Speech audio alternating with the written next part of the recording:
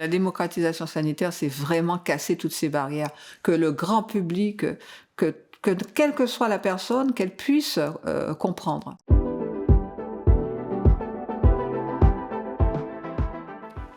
Colette, j'ai une question sur la démocratisation sanitaire. Pourquoi c'est si important? Ben, la démocratisation sanitaire est importante parce que les patients et les proches se doivent de comprendre en fait le jargon qui est tellement énorme. Il y en a tellement de jargon quand on entre dans ces maladies compliquées. Et souvent, ben, les patients n'osent pas se dire qu'ils n'ont pas compris. Mais c'est vraiment très complexe, c'est très très complexe.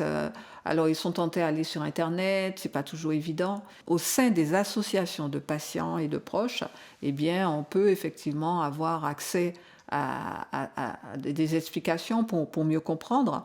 Et donc voilà, je pense vraiment que c'est essentiel. Il faut que tout le monde soit au même niveau pour la compréhension de sa maladie et de tous les terminologies utilisées qui sont essentielles.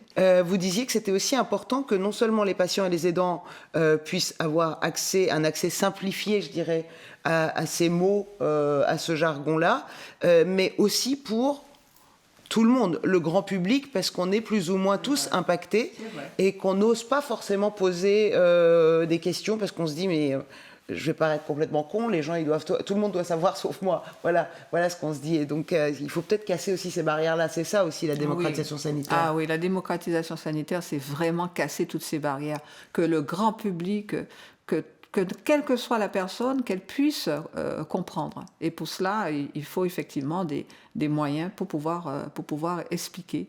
Donc par le biais, donc effectivement, ça peut être par le biais de podcasts, ça peut être par le biais d'associations de patients, enfin ça peut être un mélange de tout cela.